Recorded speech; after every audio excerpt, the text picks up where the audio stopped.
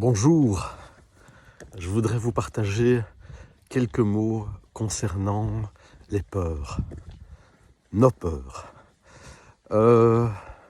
J'ai différentes images par rapport aux peurs. La peur peut être derrière nous. Si elle est derrière nous, peut-être la laissons-nous derrière nous par peur. Si elle est derrière nous, bien sûr, nous ne la voyons pas et elle vient nourrir chez nous toutes nos craintes. Elle nourrit nos peurs. Peut-être les emportons-nous avec nous comme un boulet. Peut-être leur donnons-nous beaucoup de pouvoir sur nous.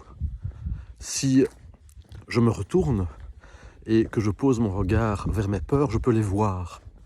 Si je peux les voir, je vais peut-être arrêter de nourrir mon imaginaire concernant mes peurs. Elles arrêteront de perdurer, de grandir, de prendre d'autres formes que ce qu'elles sont réellement. Je me retourne, je les vois et elles s'amenuisent. Si je les vois, je peux venir à côté d'elles. Je peux les prendre et leur dire: je vous vois, vous êtes mes peurs, je tremble avec vous. Vous me faites trembler, je tremble avec vous. Je vous prends comme ça. Je peux en faire quelque chose de bien de vous. Je peux faire quelque chose de bien, vous prendre avec moi. Et alors, ensemble, nous pourrons faire quelque chose de bien. Si elles sont devant moi, qu'elles me tournent le dos, je ne sais pas quel visage elles ont. Ça me fait peur. Ça nourrit mon imaginaire et mes peurs grandissent. Alors je peux passer devant mes peurs, me retourner, les voir, les reconnaître, les prendre avec gratitude et leur dire: je vous vois. Ça évite de nourrir notre imaginaire. Ça nous permet de les prendre, de nous mettre à côté de nous, de les prendre bras dessous et de leur dire: ben oui, je vous emporte avec moi et je vais en faire quelque chose de bien. Les peurs peuvent être quelque chose qui nous fige, elles peuvent être quelque chose de bénéfique. J'ai l'image de quelqu'un qui escalade une falaise, à mi-chemin il a peur. La peur le prend.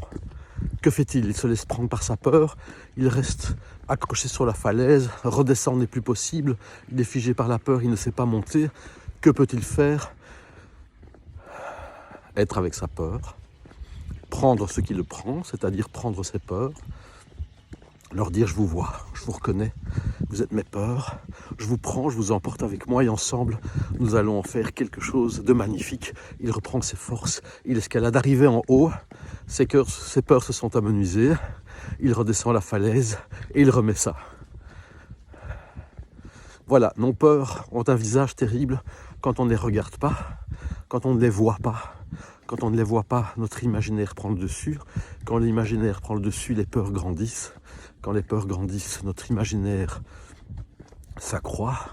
Quand notre imaginaire s'accroît, nos peurs grandissent davantage. Elles nous figent et nous ne faisons plus rien. Lorsqu'on les voit, elles s'amenuisent. Nous pouvons les prendre, les voir, les reconnaître. On peut voir qu'elles ne sont pas si terribles, qu'elles ne sont pas si malveillantes. On peut les prendre, en faire quelque chose de magnifique.